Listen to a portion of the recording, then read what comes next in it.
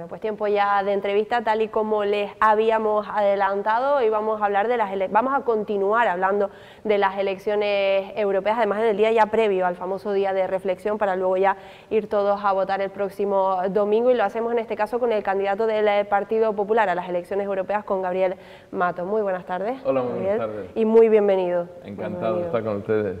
Bueno, como decía, vamos a hablar, ahora sí que sí, ya no queda prácticamente nada, ya mañana día oficial de reflexión, ya el próximo domingo, como acabamos de mencionar, esperemos que todo el mundo, muchísima gente a votar. Ahora hablaremos de los retos, de los objetivos, pero antes, ¿cuáles son las sensaciones de estos días en las calles, en las islas? ¿Cuáles son las sensaciones? ¿Son positivas, Gabriel? Sí, las sensaciones son muy positivas, como uno tiene la oportunidad, especialmente en campaña, ¿no?, de recorrer todas las islas y de, bueno, sentir qué piensa la gente. Es verdad que todavía tenemos que hacer un gran esfuerzo, lo hemos hecho, en convencer que el votar en las elecciones europeas es tremendamente fundamental para Canarias. Muchas veces decían, no, es que Europa está muy lejos, pero las decisiones de Europa están muy cerca, nos afectan al día a día de todo lo que hacemos, y por eso hay que estar presente. Y yo digo, una cosa, vayan el domingo a votar, voten a quien quieran. Hombre, si votan al Partido Popular, mucho mejor, entre otras cosas porque les va a ir mucho mejor, pero en todo caso hay que ir a votar, y ese es el sentimiento que tengo.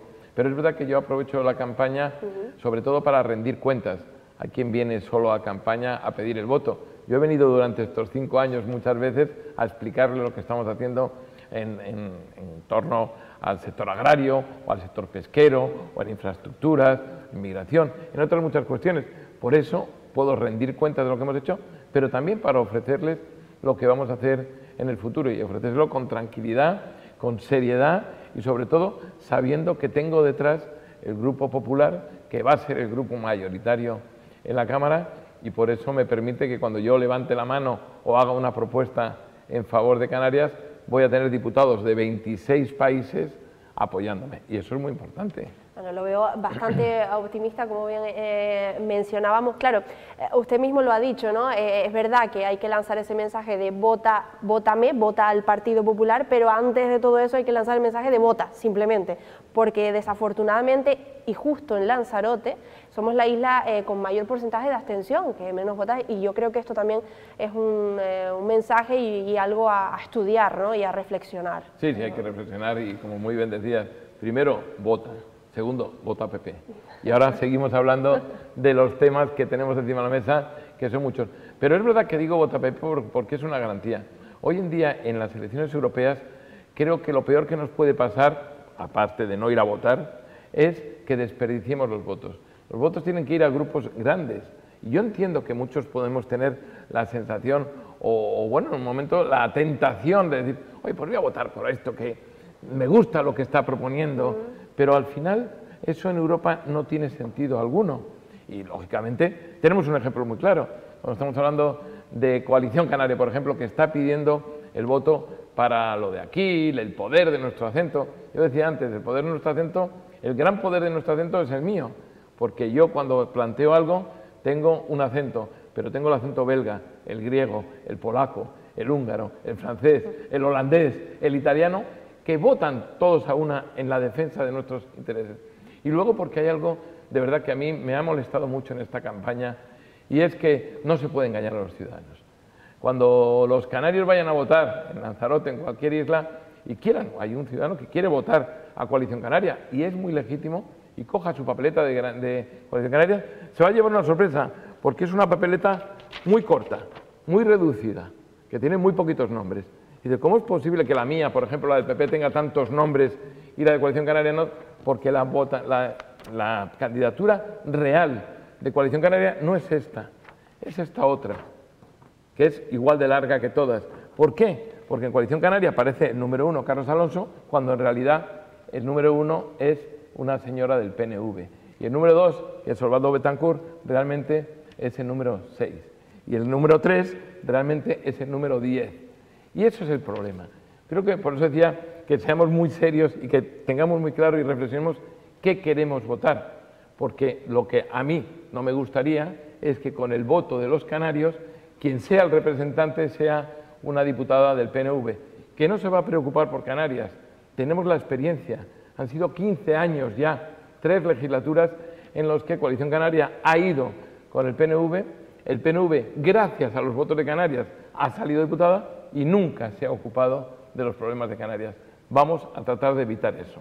Y claro que del otro lado habla usted de partidos, en este caso de grandes partidos, partidos mayoritarios, digamos, hablando de las elecciones europeas, está el Partido Socialista. ¿Qué mensaje cabe lanzar también, y sobre todo en concreto al Partido Socialista, que recientemente también lo hemos tenido aquí, habla de dos, digamos, Europas, ¿no? La Europa del progreso, del avance, frente a la Europa, en este caso, según pintan ellos, ¿no?, de los recortes, etcétera, etcétera, etcétera, que es la del Partido Popular. ¿Qué mensaje cabe lanzar también en este aspecto? Es muy claro. Yo decía habrá mucho indeciso. Que aquí tiene que haber los dos grandes grupos porque son los que tenemos respaldo, con posiciones muy distintas unos de otros, desde luego yo del Partido Popular, del Partido Socialista, y es el contrario, nosotros sí queremos una Europa solidaria, pero estamos diciendo también que frente al Partido Socialista en estos momentos, un Partido Socialista cuyo presidente del gobierno, sus prioridades no han sido en modo alguno las prioridades de los ciudadanos de Canarias ni del resto de España.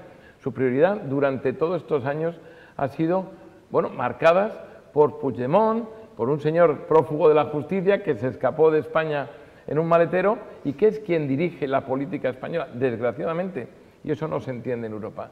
Y la dirige porque tiene 7 votos, que son los que permiten al presidente del gobierno, que es del Partido Socialista, estar en la Moncloa. Y esa situación no se entiende en Europa.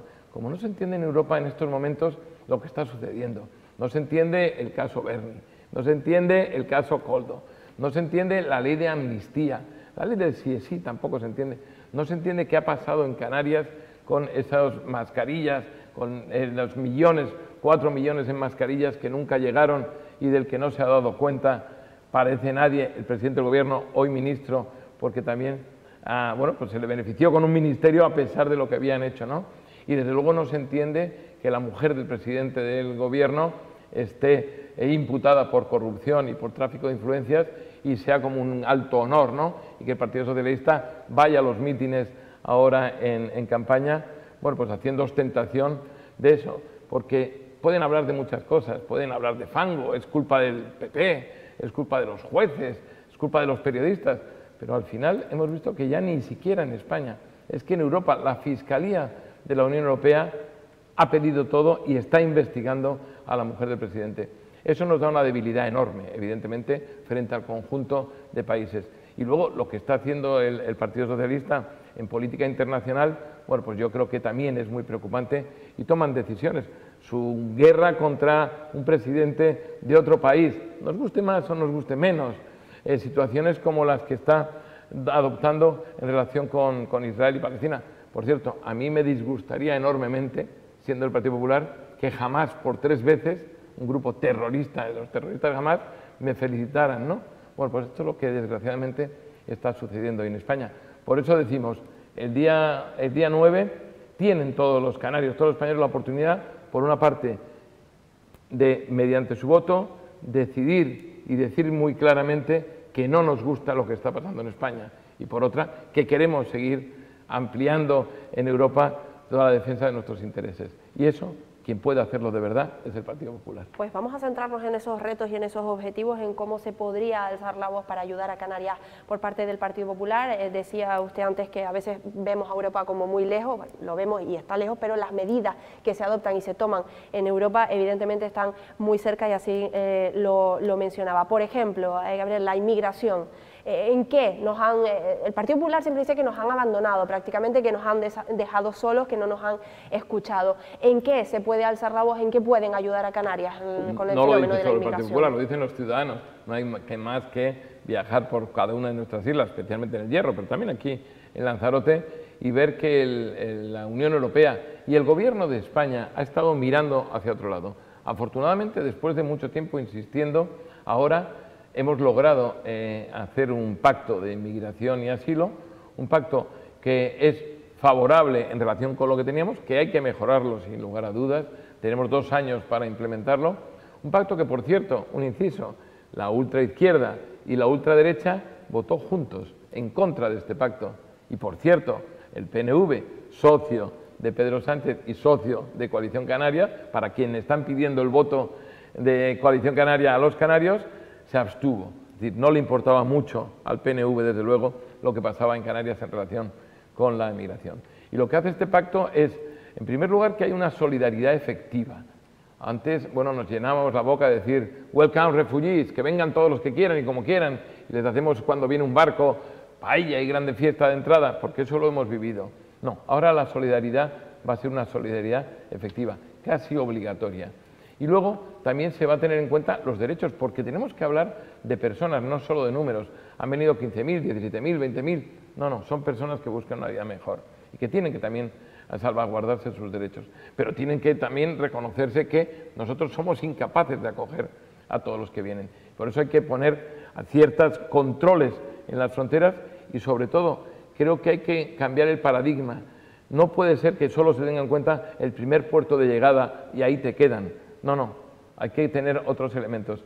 Y también creo que este pacto viene a, bueno, pues lógicamente, a luchar de forma decidida contra las mafias y algo que es importante, y es que podamos invertir en los países de origen, que evitemos que salgan, porque evitando que salgan, seguramente evitamos que mueran en el camino o que vengan en unas condiciones que no son las adecuadas. Hay más asuntos, Gabriel, por cuestión de tiempo. Creo que el tema de la inmigración, desde luego, es un asunto que todos sabemos que podríamos estar hablando muchísimo tiempo. Lo ha mencionado, es un asunto muy complejo que parte de origen, por mucho que intentemos aquí hacer, en fin, sí que evidentemente, sí, exactamente, sí que evidentemente hay que poner los medios, pero lo importante es también trabajar en origen, ¿no? Hay otro asunto, nosotros tenemos esa condición de región ultraperiférica, evidentemente, y usted también ha hablado del tema de la conectividad, precisamente, conectividad aérea. ¿En qué tenemos que seguir trabajando, Gabriel? Tenemos que seguir trabajando en mejorar la conectividad y mejorar todas nuestras capacidades. Yo decía que en campaña tenemos que rendir cuentas. ¿Y qué hemos hecho en relación con la conectividad?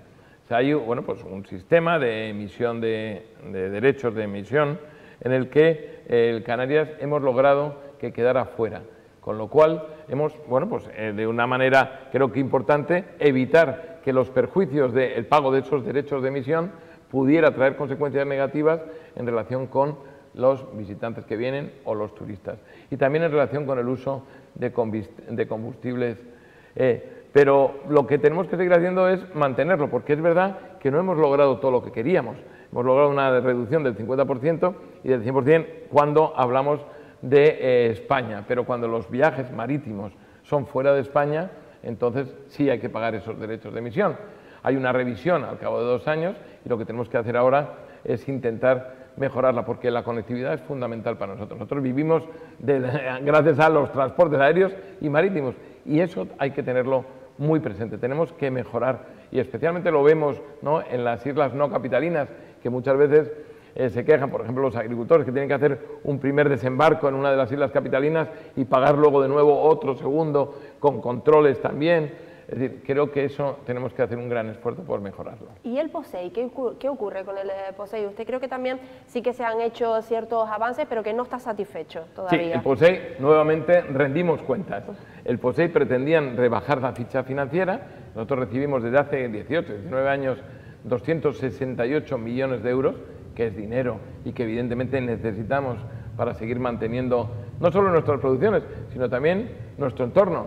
Yo no concibo el Lanzarote sin la Jeria, ¿no?, y otras muchas cuestiones.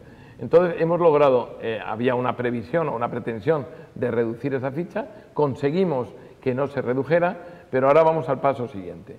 Y el paso siguiente es que esa ficha, que no se ha modificado en muchos años, es absolutamente insuficiente. ¿Por qué? Porque han subido los insumos, han subido la energía, han subido los salarios y se han incrementado muchísimo el precio de todo. Siendo la misma subvención, evidentemente no te da. Y lo que no se puede es que nuestros agricultores vean que no vale la pena ni siquiera cultivar, ¿no? Y tenemos otro elemento, y por eso planteamos claramente una subida de los fondos del POSEI. Pero paralelamente, en la defensa de nuestro sector agrario, lo que también estamos defendiendo, y ya lo venimos haciendo, pero hay que incrementar nuestra presión. Ahora, por eso es necesario el PP y un grupo fuerte para que países terceros no vengan en mejores, los productos de países terceros no vengan en mejores condiciones que las nuestras. A nosotros nos exige mucho la Unión Europea, en todos los ámbitos, en bienestar animal, en prohibición de uso de pesticidas, para los pescadores, no nos reparten las cuotas de atún como nosotros pretendemos y competimos con otros que, sin embargo, tienen muchas más facilidades o no tienen esas exigencias, pero compiten en los mismos mercados que nosotros. Y nosotros abogamos por lo que se llama cláusulas de espejo, es decir, que las mismas condiciones que me exigen a mí las cumplan los que nos mandan productos que compiten con nosotros. Creo que eso es justo y eso vamos a intentar que sea así.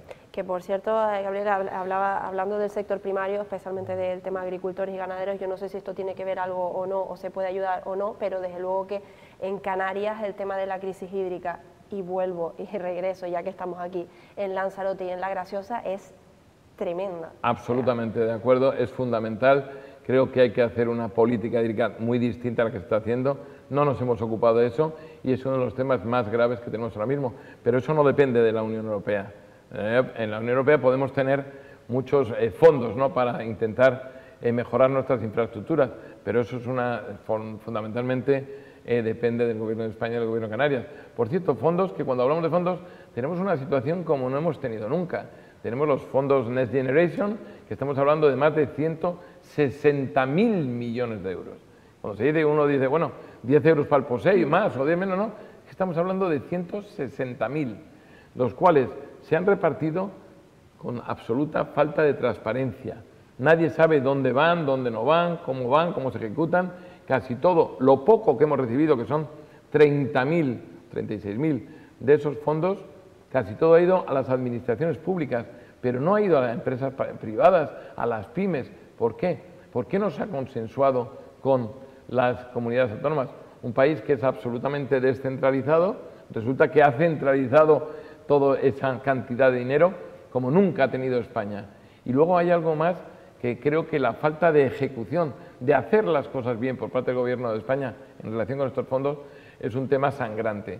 ¿Por qué? En los últimos 3 años, que llevamos ya de fondos Next Generation, no hemos sido capaces de invertir casi el 20%.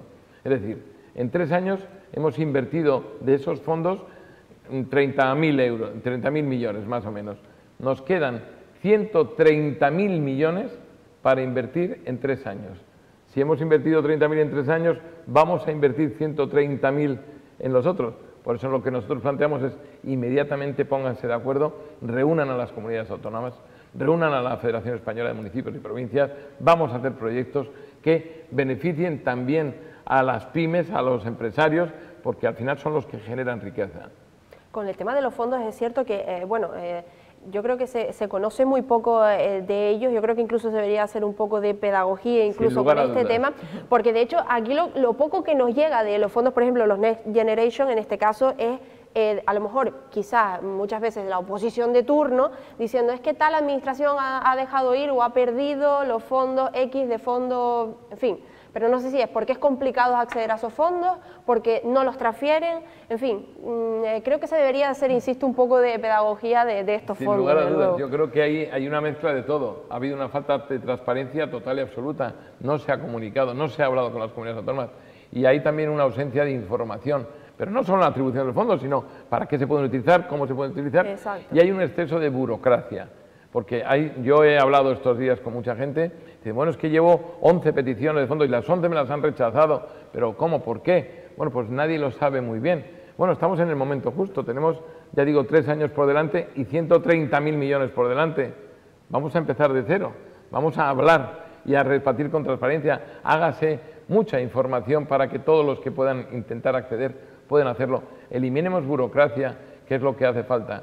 Y en esa línea hay que seguir trabajando. Desde luego que sí, yo creo que mencionamos la palabra burocracia, se nos ponen a todos los pelos de punta. Porque nosotros vamos a plantear en Europa que cada nueva ley deroguemos 2.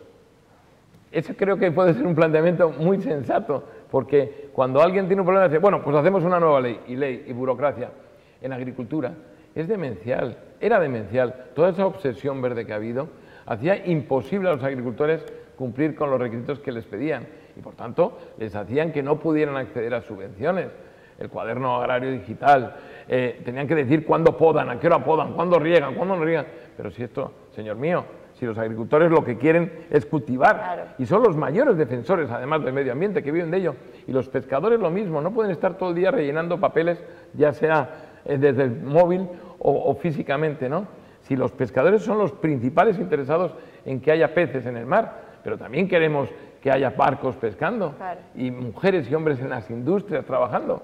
Bueno, vamos a intentar hacer ese equilibrio necesario entre la protección del medio ambiente, pero también la protección de los derechos sociales y económicos de esas personas que se dedican a la agricultura, a la ganadería o a la pesca. Son necesarios en general unos determinados procesos a seguir y una cierta fiscalización, pero bueno, ni tanto ni tampoco, evidentemente, porque si no, como es en el caso, por ejemplo, del sector primario, de los agricultores.